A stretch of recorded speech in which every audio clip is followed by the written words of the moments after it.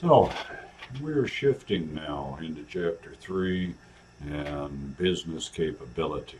So we have looked a little at strategy. We'll come back to it more in the next chapter.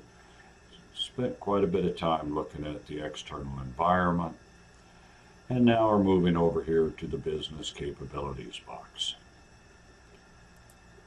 Now, when we're talking generally about looking at business capabilities, there are a few things that we can say. Right. Broadly, when you're looking at capabilities, you're trying to figure out what the firm has and what it can do. What it has are the resources, what it can do are the capabilities. And at the same time, trying to recognize what the firm does not have and or can't do. So, trying to get a good sense of what you do very well, what you don't do so well, what you can't do at all.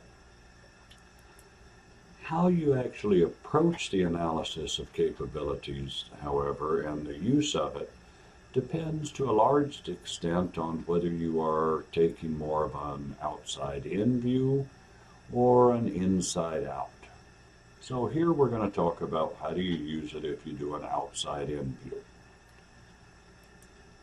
Remember that in the outside-in or the economic model, the idea is that you start with the external environment, as we've been doing. You identify industry structure and characteristics that might make an industry attractive. From that, you can kind of generate strategic possibilities and find a strategy that you think makes sense given the industry conditions. Then you go develop the assets and skills necessary or see if you have them to support that strategy, and if you have them, you implement the strategy. But again, it's very much driven by that external environment. Such a view, however, has some real assumptions that underlie it.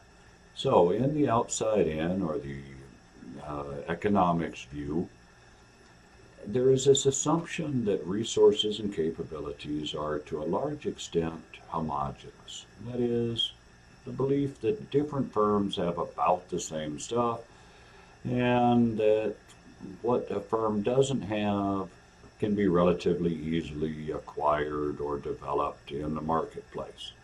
And this kind of fits if you go back to your microeconomics, that notion of the firm as a production function, perfect information, those kinds of things, so that everybody can kind of have the same factors of production. Now we'll see when we get to the resource-based or the inside-out that not everyone agrees with that assumption, but that's kind of the view of the outside-in or economics. So in this view, again, resources and capabilities are somewhat homogeneous and easily developed or acquired. So what does that mean then? Well, in an outside-in approach, you build from environmental demands. Right? You start with kind of this traditional view of the environment, that industry structure is what kind of determines appropriate strategies and the competitive conditions and the favorability of an industry. From that, you develop your strategy based on those industry conditions. And then you evaluate business capabilities based on whether they support that strategy. Let me show the same thing in kind of a slightly different view, a graphical view. So, when you are taking the outside-in or economics approach, again, the analysis of the environment drives the choice of the strategy, which in turn determines the resources and capabilities that the firm is going to need. If that's the case, then when we go to look at resources and capabilities, what we are really looking for are resource gaps. Because we know from the strategy that we have created, determined from, or built from the environmental analysis, we can determine kind of what resources and capabilities are going to be needed to support that. We can then compare those to the resources and capabilities that the firm already possesses and look for gaps between what they have and what they need.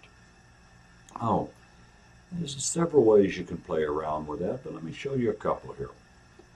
Now, one would be kind of a table where you would put the strategic proposal down the left side, so your product and your market focus, the value proposition, and the core activities. You would then, in the first column here, determine what the required capabilities are. Based on that strategy, what does the firm need in the way of resources and capabilities? You then identify what is available, what does the firm actually have. Then you would look for gaps between what is available and what's required. Once you see the gaps, you can then do a little risk analysis. We'll come back and talk about that more in a minute, but the idea is, what's the implication if there in fact is a gap? Same thing, but a slightly different take on it would be to identify, based on the strategy again, and the strategy that is based on the environment, what you are going to need in various functional areas. That's what's down the side here under the resource category list. All right?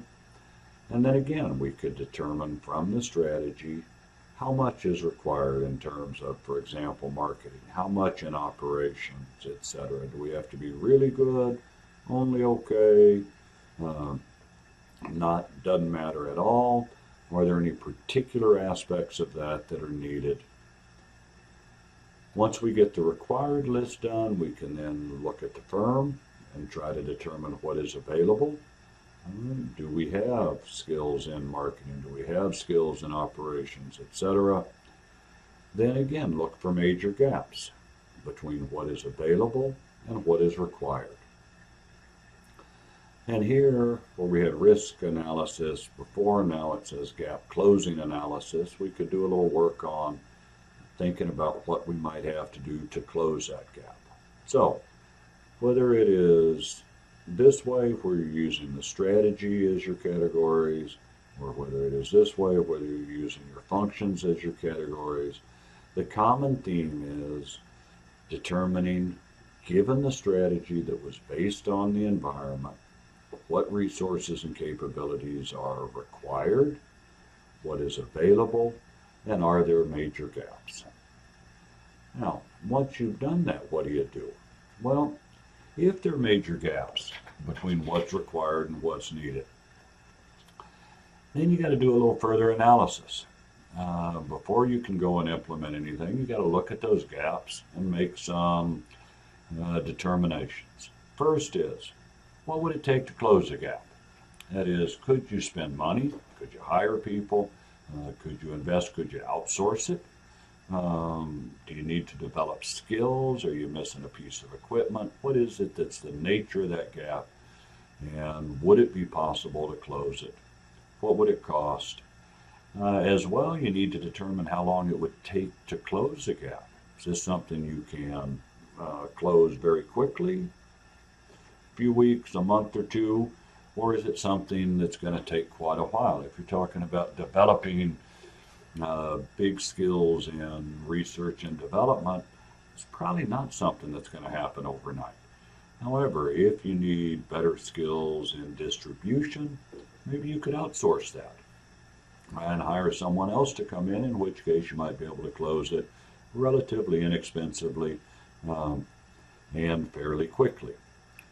In addition, you need to think about what's the impact on successfully implementing the strategy if the gap is not closed. All right? That is, so how big is the issue here? Yes, there may be a gap, but is that going to make it so that we really are not going to have any chance of successfully implementing the strategy? Or is it not as big a deal and we could find kind of a way around it? Once you've done all this analysis, then you can make a decision. You can decide to implement the strategy with a gap in place. That is, if the risk of going forward without having the appropriate resource and capability is not that great. Most of the time you don't want to do that, but might be okay. You could decide, if it is affordable, if the time is not too long, that you could work to close the gap before you implement the strategy. So you develop or acquire or in some way uh, get the necessary resources and capabilities and close the gap. Or you may decide, no, this is an important gap. It would really hinder the implementation of the strategy, and it's expensive and or would take a long time, and it's probably not worth it. If that's the case, then you might want to give up on the strategy. Go back to your environmental analysis and see if it revealed other strategic approaches that might be viable, and think about pursuing one of those. So, again, if you go back and you find major gaps between what is available and what is required, then you need to analyze, see what it would take to close the gap, how long it would take to close the gap, and what the impact on the strategy would be if you were not able to close the gap. Based on that analysis, you then decide either to just go forward as is, go forward with the strategy, but work to close the gap before you do, or give up on the strategy and see if the environmental analysis revealed other strategic possibilities that might better fit the resources and capabilities that you have. And that's about it on using it from an outside-in perspective. Um, when we get back to class, we'll spend a lot more time talking about the inside out. But make sure that you understand this and are able to kind of work through how we use resources and capabilities, what we do with the analysis, and where they fit in the process if we are taking the economics or the outside-in approach.